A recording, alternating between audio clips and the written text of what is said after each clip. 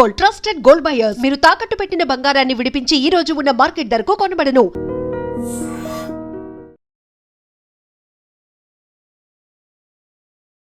నమస్తే, నేను Kavitha. Welcome to I dream news and నిజాలు.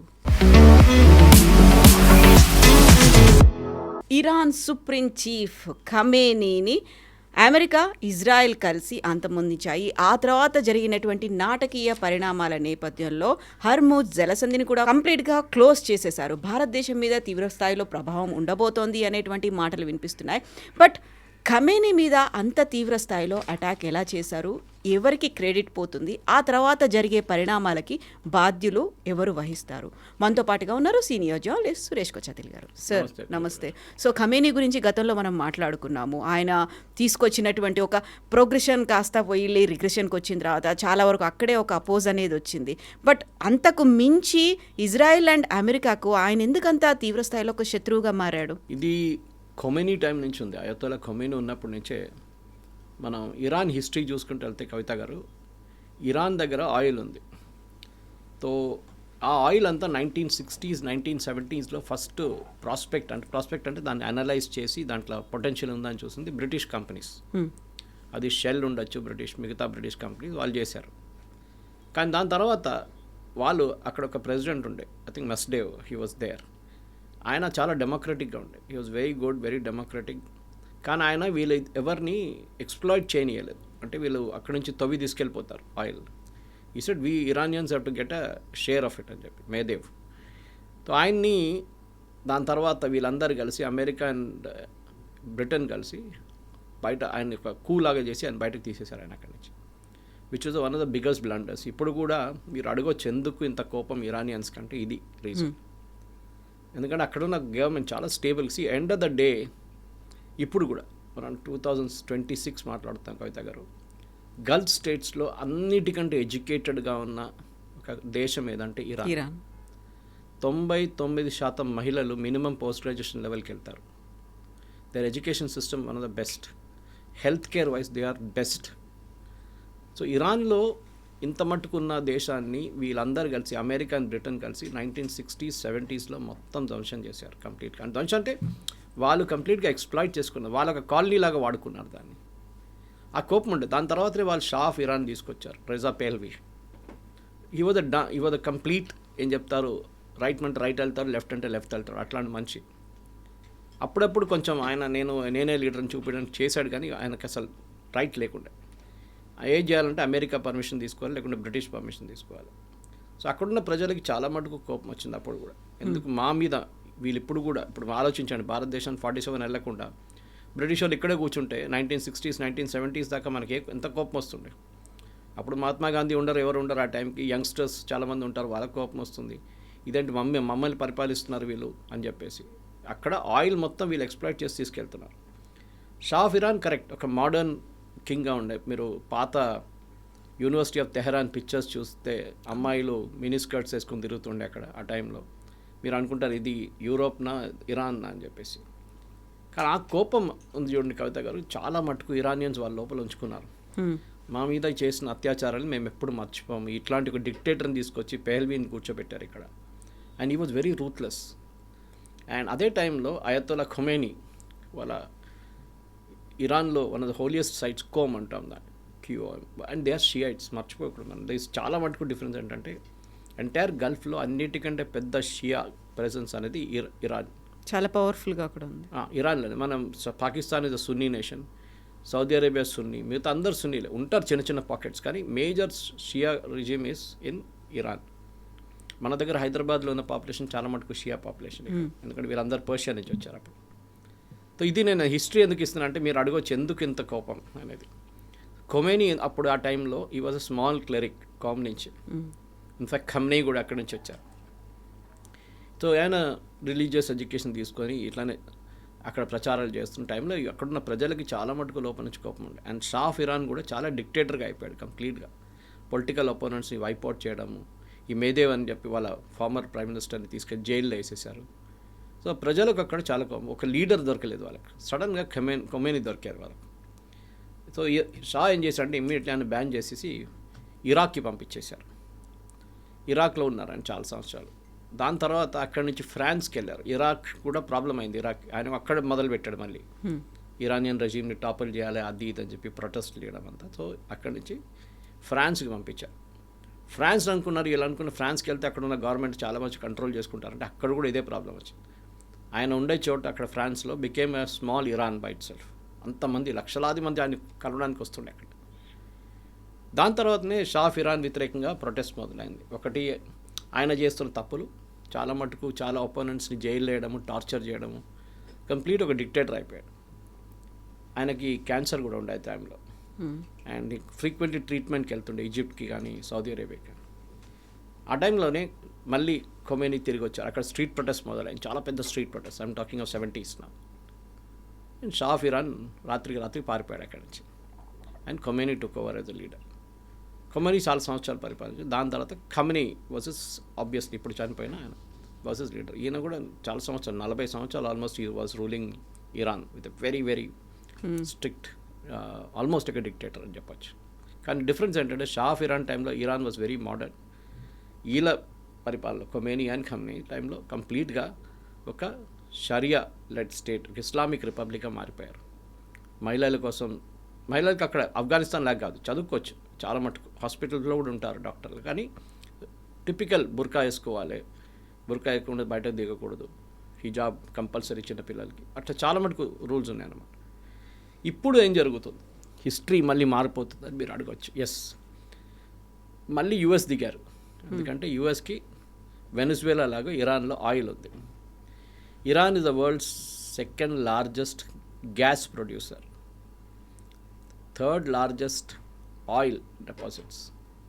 ఇప్పుడు మీరు వెనిజువేలా గురించి మనం మాట్లాడుతూ వరల్డ్స్ లార్జెస్ట్ గ్యాస్ డిపాజిట్స్ ఉన్నది వెనిజువేలా దగ్గర, సెకండ్ సౌదీ అరేబియా, మూడోది ఇరాన్. ఇప్పుడు చూడండి, ఏ దేశమైనా గల్ఫ్ స్టేట్స్లో వాళ్ళ దగ్గర ఒక పెద్ద యుఎస్ బేస్ ఉంటుంది. అది ఖతార్ తీసుకోవచ్చు, మీరు బహ్రెయిన్ తీసుకోవచ్చు. బహ్రెయిన్లో మనామాలో they have a naval base, మొన్న అదే బాంబ్ చేశారు వాళ్ళు. సౌదీ అరేబియాలో ఉంది, యూఏఈలో ఉంది. ప్రతి దేశం గల్ఫ్లో ఒక ఎయిర్ బేస్ ఉంటుంది వాళ్ళకి, ఇవన్ ఒమాన్ అసెట్. సో అదెందుకు పెట్టుకుంటారు ఎయిర్ బేస్? ఎందుకు ఎయిర్ బేస్ అంటే ఆపరేషనల్ బేస్, సెంట్కామ్ అంటారు వాళ్ళు, సెంట్రల్ కమాండ్ అనమాట. ఇది సెంట్రల్ కమాండ్ కింద వస్తుంది ఇది మొత్తం. ఈ సెంట్కామ్ అనేది చాలా పవర్ఫుల్ యుఎస్ ఆర్మీలో. పెసిఫిక్ కమాండ్కి ఇంత లేదు, అథారిటీ ఏం లేదు. జాయింట్ చీఫ్ ఆఫ్ స్టాఫ్ తర్వాత వాళ్ళది అన్నిటికంటే senior most of arm forces officer is in the CENTCOM. Middle east, Africa మొత్తం సెంట్కామ్ చూసుకుంటుంది, ఇండియన్ ఓషన్ వైపు కూడా.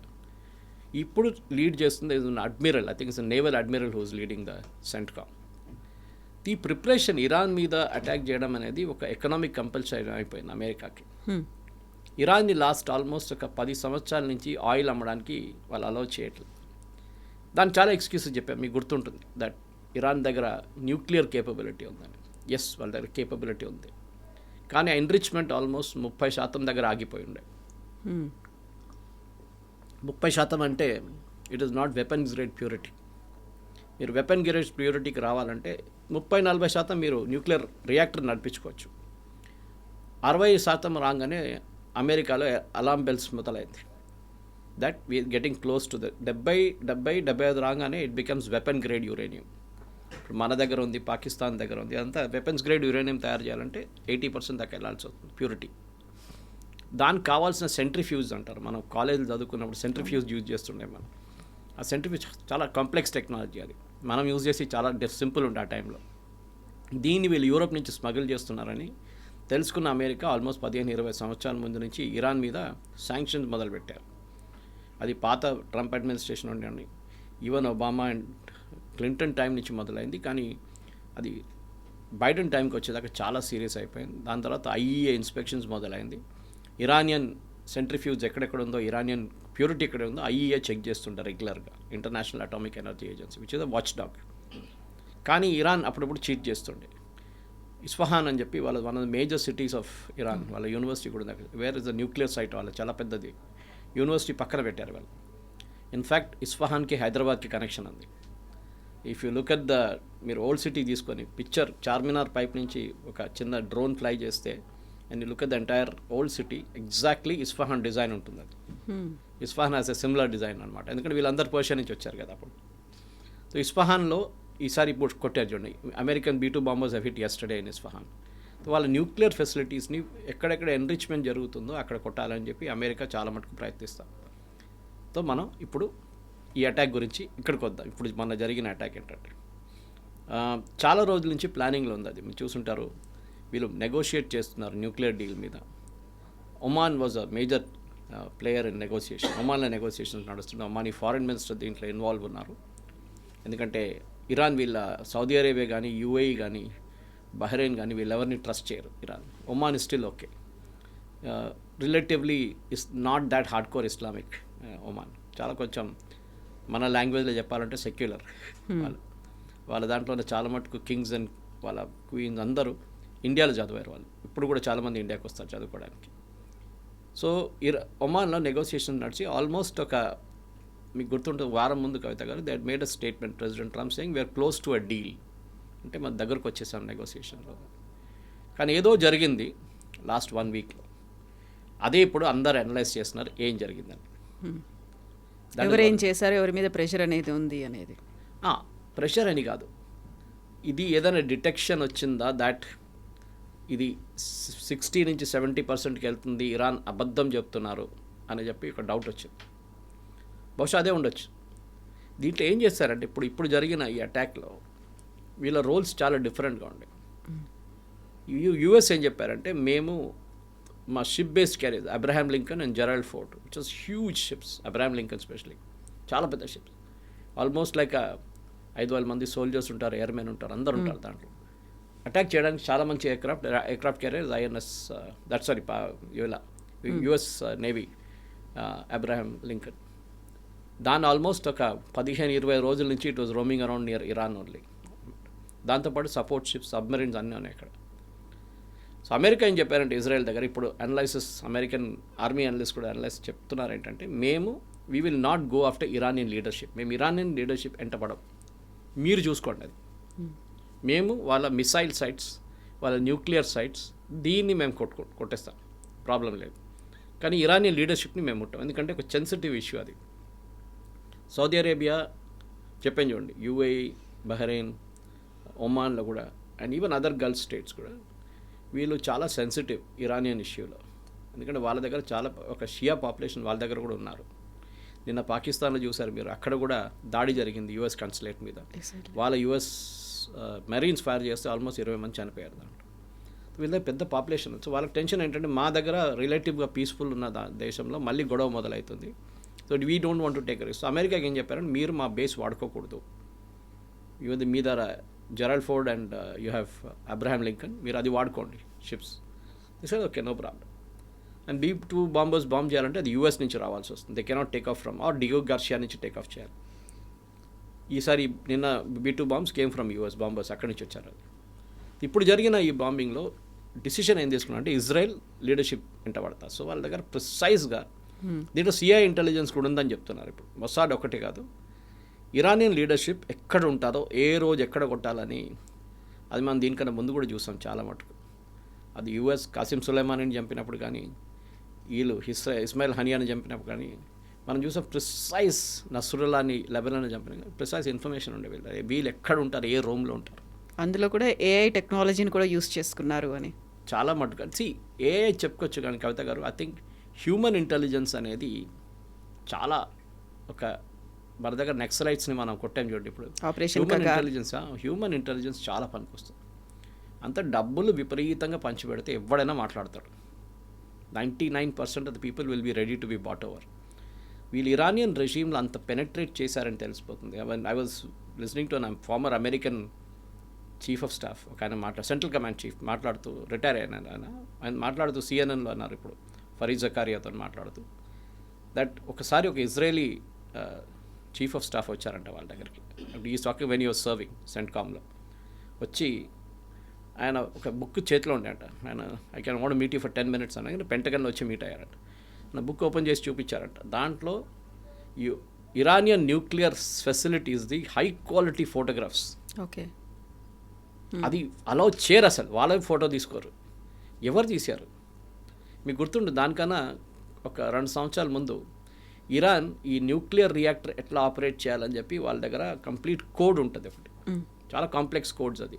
ఆ టైంలో సీడీలు ఉండే, సీడీలు రాసి పెట్టారు. ఆల్మోస్ట్ 250 సీడీలు. They had a facility in Tehran. అక్కడి నుంచి కావాలన్నప్పుడు ఆ సీడీలు తీసుకెళ్తారు ఆపరేట్ చేయడానికి. ఇరాన్ అంత సీక్రెట్గా ఉంచుకున్నంత హై సెక్యూరిటీ దాని నుంచి ఒకరోజు ఇజ్రాయెల్ మొసాడ్ మొత్తం మాయం చేసేసారు దాన్ని. After 12 hours it was in Tel Aviv. 200 పెద్దగా డబ్బాలాగా తీసుకెళ్ళిపోయారు ఇక్కడి నుంచి. ఇరాన్ వాళ్ళ న్యూక్లియర్ రియాక్టర్స్ ఆపరేట్ చేయలేకపోయారు. దాని తర్వాత చాలా సంవత్సరాల తర్వాతనే మళ్ళీ వాళ్ళు ఏదో కాపీ చేసి ఎక్కడి నుంచి తీసుకొచ్చారు, కానీ దే నెవర్ వెంట్ బ్యాక్. ఈసారి ఏం చేశారంటే లాంచ్ ఆపరేషన్ మొదలయ్యేటప్పటికి జెరాల్డ్ ఫోర్డ్ నుంచి అండ్ అబ్రహాం లింకన్ నుంచి సైబర్ వార్ఫేర్ మొదలుపెట్టారు యుఎస్ ఇజ్రాయెల్ని హెల్ప్ చేయడానికి.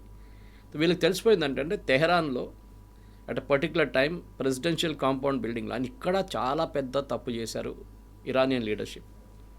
మీ మీద ఇంత ఫోకస్ ఉన్నప్పుడు, మిమ్మల్ని చంపుతారని తెలిసినప్పుడు కూడా మీరు ఇట్లాంటి ఒక సెక్యూర్ బేస్కి వెళ్లకుండా మీ ప్రెసిడెన్షియల్ ప్యాలెస్లోనే మీరు మీటింగ్ పెట్టారు. అందులో కూడా వాళ్ళు ఎక్స్పెక్ట్ చేయలేదేమో డే టైంలో ఇంత వెలుతురు మధ్యలో జరుగుతుంది అనేది. ఎగ్జాక్ట్లీ. సో డే టైంలో అటాక్ జరుగుతుందని వాళ్ళు ఊహించలేదు. అది కూడా ఒక పెద్ద బ్లండర్. ఎందుకంటే యూజువల్లీ ఇట్లాంటి అటాక్స్ అన్ని రాత్రిపూట జరుగుతుంది, మీకు తెలిసింది. బిన్ లాడెన్ మీద అయినా ఏదైనా కానీ, ఎందుకంటే shooting in night time is చాలా డిఫికల్ట్. అది చాలా పెద్ద ప్రాబ్లం అనమాట. సో ఏం చేయబోతున్నారని చాలా పెద్ద డౌట్ ఉండే వీళ్ళకి. సో అమెరికా ఏం చేశారంటే, I think they provided real time intelligence. Mossad కూడా ఎవరో లోపల ఉన్నారు వీళ్ళ మనుషులు, ఎగ్జాక్ట్ టైంకి దే ఆర్ హియర్ అని చెప్పంగానే దానికన్నా వాళ్ళ మీటింగ్ జరుగుతుంది, ఇవాళ ఈ ప్లేస్లో జరుగుతుంది. టాప్ 40 కమాండర్స్, 40 కాదు 100 మంది వచ్చారంట కమాండర్స్. అది ఇరానియన్ ఆర్మీ ఉండొచ్చు, ఇరానియన్ నేషనల్ గార్డ్ ఉండొచ్చు, వాళ్ళది రెవల్యూషనరీ గార్డ్ కమాండర్స్ ఉండొచ్చు. వీళ్ళందరూ వచ్చారంట, ఎయిర్ ఫోర్స్, నేవీ, మొత్తం వాళ్ళ డిఫెన్స్ మినిస్టర్. ఒక్కటే షాట్లో వాళ్ళు వీళ్ళందరినీ ఫినిష్ చేసేసారు. అండ్ ఖమేనీ ఫ్యామిలీ మెంబర్స్ కూడా. ఖమేనీ ఫ్యామిలీ మెంబర్స్ కూడా. ఆలోచించండి, ఇంత పెద్ద ఒక సెక్యూరిటీ ల్యాబ్స్ అని చెప్పలేము, కానీ సెక్యూరిటీ సక్సెస్ ఇజ్రాయెల్ వైపు నుంచి జరిగింది, ఇరాన్ వైపు నుంచి ల్యాబ్స్ జరిగింది. సో హ్యూమన్ ఇంటెలిజెన్స్లో మొస్సాడ్ని బీట్ చేయలేము. సో యూఎస్ ఏం చేశారంటే, దానికన్నా ఒక 1 hour ముందు, హాఫ్ అన్ అవర్ ముందు వీళ్ళు సైబర్ వార్ఫేర్ మొదలుపెట్టారు. ఇక్కడ నేను చెప్తున్నాను, వార్ఫేర్ అనేది మారిపోయింది చాలా మటు కవిత గారు. పాత వార్ఫేర్ కాదు ఇప్పుడు. The warfare is totally changed. ఇప్పుడున్న కొత్త వార్ఫేర్లో సైబర్ వార్ఫేర్ మన ఆపరేషన్ సింధూర్లో కూడా చాలా మటుకు యూస్ చేసాం. ఇరాన్ దగ్గర ఉన్న సిస్టమ్స్ అంతా Russian systems. In fact 11 day war జరిగింది చూడండి, ఒక 6 నెలల ముందు. అప్పుడు వాళ్ళు రష్యా నుంచి కొనుక్కున్న S-300ని మొత్తం ధ్వంసం చేశారు ఇజ్రాయెల్. మన దగ్గర S-400 ఉంది. సో అంత professional army and air force ఉన్న ఇజ్రాయెల్ డెఫినెట్గా కంప్లీట్గా వీళ్ళ ఇరాన్ లీడర్షిప్ని కొట్టొచ్చని వాళ్ళకి తెలుసు. కానీ దానికన్నా ముందు అక్కడ ఉన్న ఎయిర్ డిఫెన్స్ సిస్టమ్స్ని డిసేబుల్ చేయాల్సి వస్తుంది. అది యూఎస్ చేశారు ఆ పని అంతా. వీళ్ళ పని బాంబింగ్ చేయడం అంతే. సో ఏమనంటే యూఎస్ అంటారు మేమేం చేయలేదు, ఎవడో వచ్చి కొట్టాడు వాళ్ళని మేమేం చేయాలంటారు. జరిగింది అది. కానీ చూడండి, ఆ న్యూస్ చనిపోయారని చెప్పి ఆ న్యూస్ ఖమేనీ న్యూస్ వచ్చినప్పుడు ఫస్ట్ నెతన్యాహు చెప్పిన నిమిషాల్లోనే Trump also made the announcement. So definitely వాళ్ళు ఇన్ ట్యాండమ్ వాళ్ళు పనిచేస్తున్నది, దాంట్లో డౌట్ లేదు. కానీ ఇట్లాంటి డే టైమ్ అటాక్ మీరు చెప్పినట్టు చాలా చాలా రేర్ జరగడం. అది ఎట్లా జరిగిందో ఎవరికి తెలియదు. పాసిబ్లీ ఇజ్రాయెల్కి చాలా మటుకు కాన్ఫిడెన్స్ ఉండే దట్ వీళ్ళు ఓవర్ కాన్ఫిడెంట్గా ఉన్నారు ఇరానియన్ లీడర్షిప్. రాత్రిపూటే వీళ్ళు అటాక్ చేస్తారు, రాత్రిపూట మనం మీట్ కాకూడదు, morning time we can meet అని. అదే జరిగిన పెద్ద తప్పు. కానీ ఇది నెక్స్ట్ స్టెప్ ఏంటనేది దాని తర్వాత మనం చూసాం. వీళ్ళు దివాళీ పటాకాలు కాల్చినట్టు ఎక్కడ కావాలంటే అక్కడ కాల్చుకున్నారు. ఏ డైరెక్షన్ చూస్తే అక్కడ కొట్టారు వీళ్ళు. యుఎస్ బేసెస్ కొట్టారంటే ఎస్, మనామాలో ఉన్న బహ్రెయిన్లో ఉన్న యుఎస్ నేవల్ బేస్ని కొట్టారు వాళ్ళు. ఖతార్లో ఉన్న దీనికన్నా ముందు కూడా ఒకసారి బాంబ్ చేశారు, కానీ ఈసారి అటాక్ వాజ్ డెలిబరేట్ ఖతార్. కానీ Dubai was the most surprising thing. నాకు అదే అర్థం కావట్లేదు, దుబాయ్ ఎట్లా వచ్చింది దీంట్లో అని. ఎందుకంటే దుబాయ్లో మీకు కొట్టాల్సిన టార్గెట్ ఏది?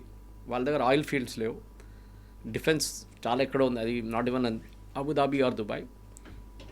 ఎందుకు కొట్టారంటే వాళ్ళు basically Dubai is a transit point for aircraft. Complete world లోకంలో one of the busiest airport Dubai airport. అక్కడ మీరు ఆ ఎయిర్పోర్ట్ని కొడితే లోకంలో ఉన్న మొత్తం ఏవియేషన్ సెక్టర్ దెబ్బతింటుంది. People cannot move except military aircraft. ఏ ఎయిర్క్రాఫ్ట్ టేక్ ఆఫ్ చేయదు, ల్యాండ్ చేయదు. ఆలోచించండి, ఇవాళ పొద్దున స్టేట్మెంట్ ఉండే దుబాయ్ కింగ్ ప్రెసిడెంట్ దట్ 20,000 మంది ప్యాసింజర్స్ అక్కడ చిక్కపోయి ఉన్నారు, వాళ్ళ వాళ్ళకి ఇదంతా మేము చూసుకుంటాం. Taking care of them. Even బహ్రెయిన్లో మా daughter and my son in law is trapped. కైరోకి వెళ్తూ they got caught in Bahrain. 2 hour lay off ఉంటాయి, హైదరాబాద్ బహ్రెయిన్ కైరో. వాళ్ళని కూడా అక్కడ ఉన్న గల్ఫ్ ఎయిర్ వాళ్ళు they taken them to good hotel. చాలామంది ప్యాసింజర్స్ని అక్కడే ఉంటారు ఇప్పుడు దాకా, ఎయిర్పోర్ట్ ఓపెన్ అయ్యేదాకా వాళ్ళని చూసుకుంటారు వాళ్ళని అక్కడ. ద ఎకనామిక్ డిస్ట్రప్షన్ అనేది చాలా పెద్ద దుబాయ్ మీద. Dubai is a tourist destination.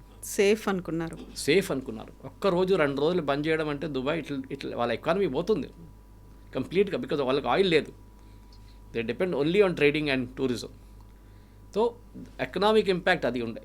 వెరస్ వీళ్ళ మీద దాడి చేయడం అనేది ఖతార్ మీద బేస్, యుఎస్ ఎయిర్ ఫోర్స్ బేస్ని కొట్టారు, 3 మంది చనిపోయారు కూడా అక్కడ. మనకు తెలిసింది. సెంట్కామ్ అనౌన్స్ చేశారు 50 కాదు 5 మందికి గాయాలు అయినాయి చాలా సీరియస్గా అని చెప్పేసి, 50 మంది ఇంజర్డ్ ఉన్నారు. కానీ ఇరాన్ దగ్గర ఇంకన్ని మిసైల్స్ ఉన్నాయి. దీనికన్నా ముందు 11 డే వార్లో కవిత గారు one of the reasons war ఆపింది అంటున్నారు యుఎస్ అండ్ ఇరాన్. ఎందుకంటే ఇరాన్ దగ్గర మిసైల్స్ అయిపోతున్నాయి. యుఎస్కి డౌట్ ఉండే ఇజ్రాయెల్ దగ్గర ఐరన్ డోమ్లో ఇంకన్ని మిసైల్స్ ఉన్నాయి కౌంటర్ చేయడానికి. ప్రొడక్షన్ అంతా చాలా మటుకు ఆగిపోయింది ఆ టైంలో యుఎస్లో కూడా. సో పేట్రియట్ కానీ డేవిడ్ స్లింగ్ కానీ ఐరన్ డోమ్లో యూజ్ చేయాల్సిన కౌంటర్ మిసైల్స్ తగ్గింది. సో దానికోసం చూసుంటారు మీరు, ఆ టైంలో కూడా 2-3 మిసైల్స్ వెళ్ళి బెంగూరియన్ ఎయిర్పోర్ట్లో కొట్టింది, ఒక కాంప్లెక్స్లో కొట్టారు హైఫా దగ్గర. ఇక్కడ చాలా నష్టాలు జరిగినాయి దాంట్లో. Israel also became careful. So ఈ 6 నెలలు 8 నెలలు వెయిట్ చేసి ఇజ్రాయెల్ బహుశా చాలా మటుకు వాళ్ళ ఇంటర్సెప్టర్స్ మళ్ళీ ప్రొడ్యూస్ చేసుకున్నారు వాళ్ళు.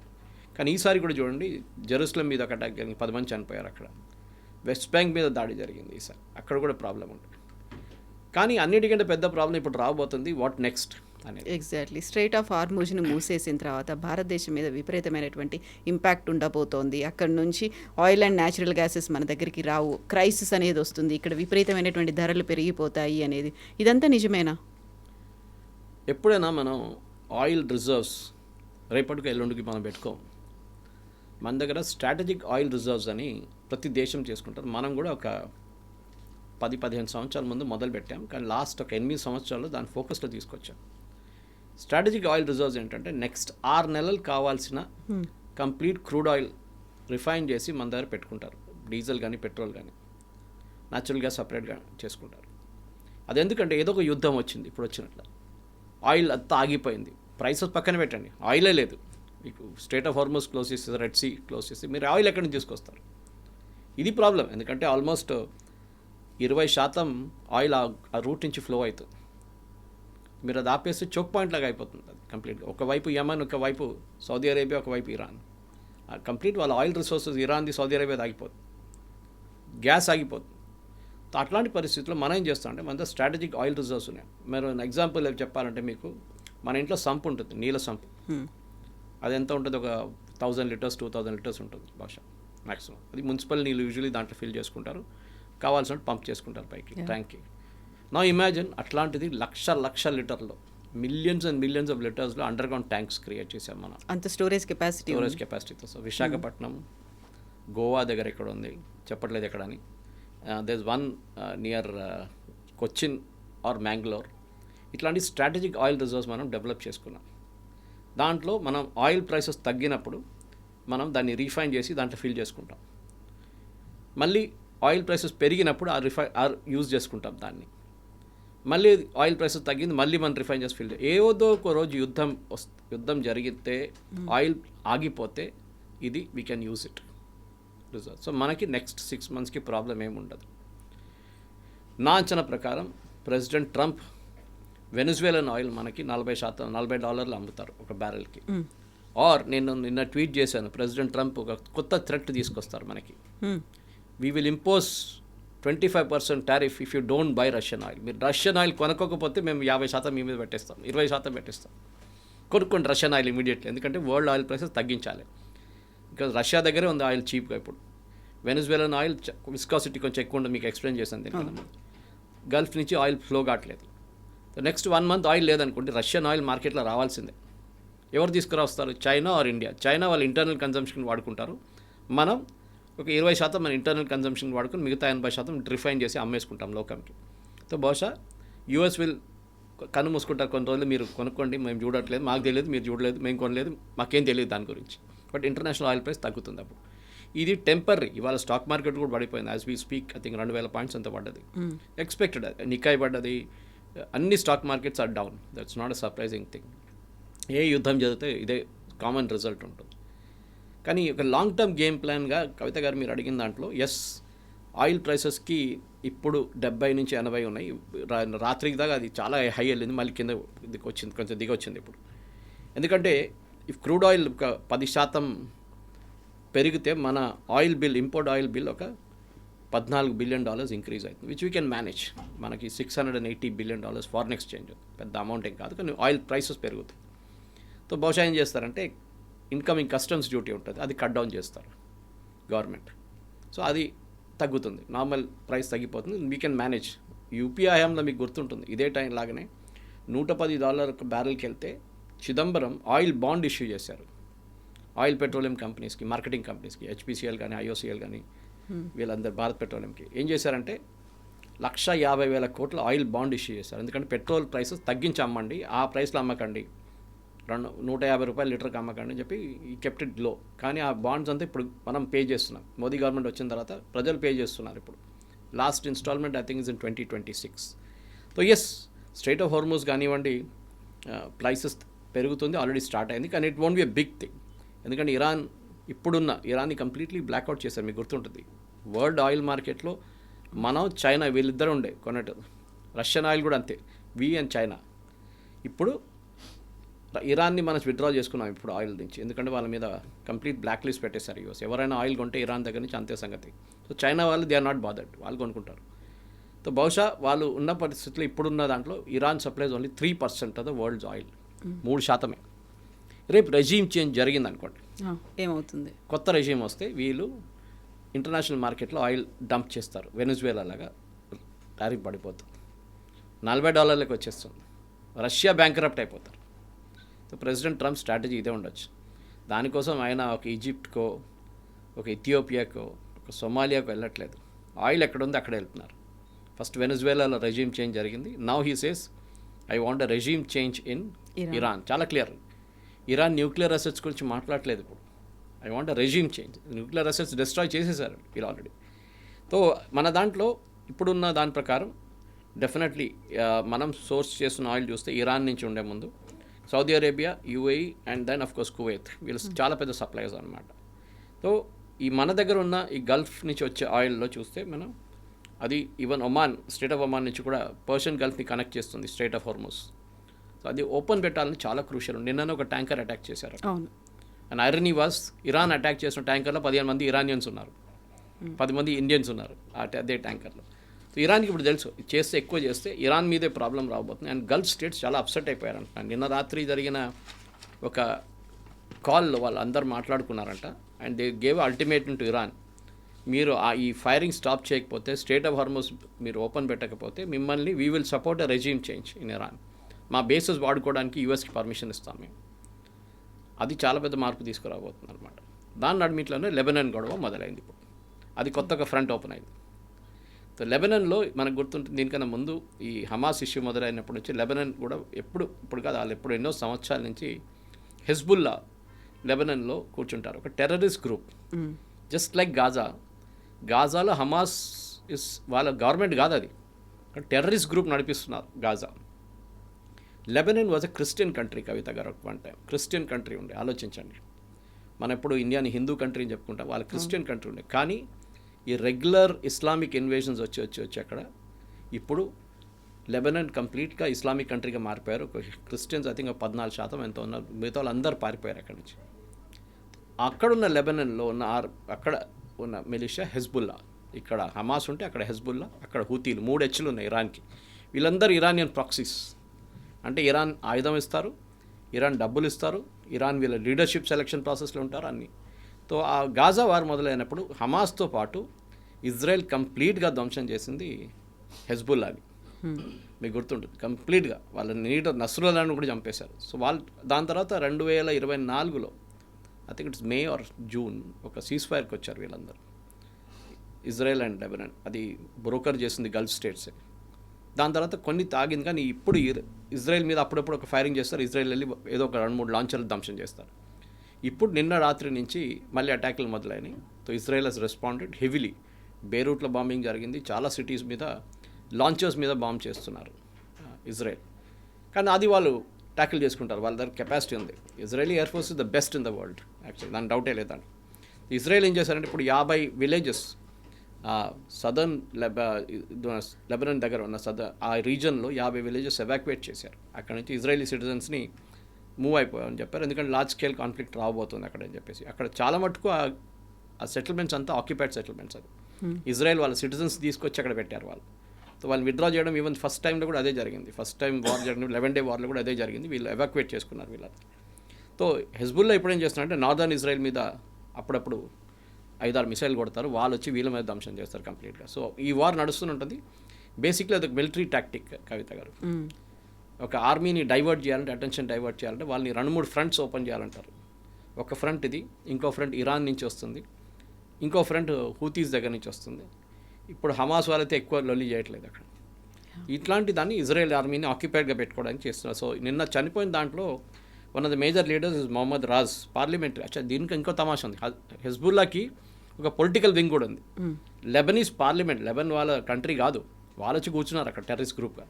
ఆ పార్లమెంట్లో వీరికి ఒక సపరేట్ కొంతమంది ఎంపీలు ఉన్నారు, రిప్రజెంటేటివ్. దాంట్లో head of that is Mohammad Raj. ఆయన్ని నిన్న బాంబింగ్లో చంపేశారు. సో ఆ లీడర్షిప్ కూడా వైపౌట్ అయిపోయింది అక్కడ. ఇంకా ఎక్కువ రోజులు వాళ్ళు కూడా ఉంటారన్నమాట. ఇప్పుడు కూడా యాజ్ వీ స్పీక్ ఇవాళ నేను వస్తూ చూశాను, విన్నాను, సబర్బ్స్లో కూడా కొట్టారు. లెబనీస్ క్యాపిటల్ బేరూట్ సబర్బ్స్లో కూడా బాంబింగ్ జరుగుతుందని న్యూస్ వచ్చింది.